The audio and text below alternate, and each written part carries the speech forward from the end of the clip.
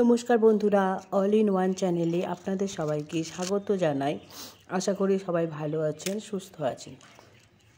আমরাও ভালো আছি। আজকের ভিডিওটা একটু অন্যরকম। আজকে রান্নার ভিডিও আর দিচ্ছি না। আজকে আমি যে সকালবেলা কিভাবে সময় কাটাই সেটাই আপনাদের সঙ্গে শেয়ার করছি। সকালবেলা ওঠার পর আমি ছাদে আসি, এসে এই পাখিগুলোকে দেখলে ভীষণ ভালো লাগে। এদের আমি প্রতিদিন খাবার দিই। বিস্কুট যখন বেশিরভাগ সময় আমি বিস্কুটই দিই। আজ টোস্ট ছিল, টোস্ট দিয়েছি। এগুলো টুকরো টুকরো করে আমি ভেঙে দিই। ভেঙে দিলে ওরা মুখে করে নিয়ে এদিক ওদিক সেদিক গিয়ে খেতে শুরু করে। দেখুন, যখন দিই প্রচুর পরিমাণে পাখি আসে। এবার দেওয়ার পরেই আমি যেই ক্যামেরা বন্দি করতে যাব ভাবলাম, অমনি অর্ধেকের বেশি উড়ে গেছে। যে কজন দেখুন ওই চালে উড়ে গেছে,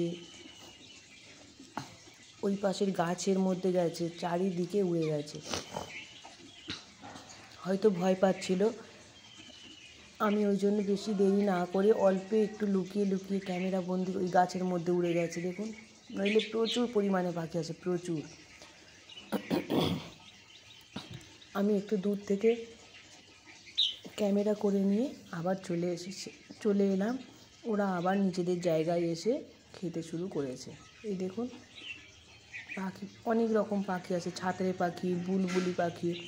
এটা বুলবুলি পাখি কি ঠিক আমি বলতে পারছি না। এই রকম ধরনের তিন প্রকার পাখি আসে, একই মনে হয় কিন্তু নয়। এই দেখুন, একটা পেট সাদা, একটা পেটটা পুরো কালো, আর একটা ঝুঁটিতে একটু লাল লাল।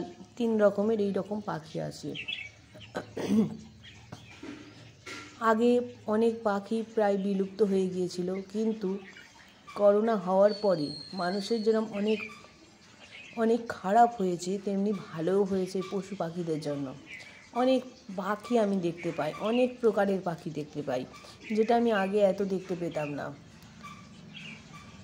দেখুন, পাখিগুলো কি আনন্দ করছে, মজা করে খাচ্ছে। আমার ভীষণ ভালো লাগে এটা দেখতে। সকালবেলা এটা দেখলে আমার মন খুব ভালো হয়ে যায়, যার কারণে প্রতিদিন আমি এদের খাবার দিতে আসি।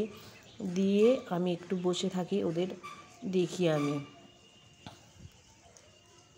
একটা এসে, যেটা হাঁড়ি চাঁচা বলি, আপনারা কী নামে ডাকেন একে আমাকে অবশ্যই জানাতে পারেন। এর আরও একটা বৈশিষ্ট্য আছে, প্রদীপের পোলতে এ খায়। আমি দেখেছি তুলসীতলার প্রদীপ থেকে পোলতে তুলে ওই পাখিটাকে আমি খেতে দেখেছি। আরও একটা জিনিস খায় দেখি, টিকটিকে খায় ও। ভীষণ টিকটিকেটাকে ধরেও খেয়ে নেয়।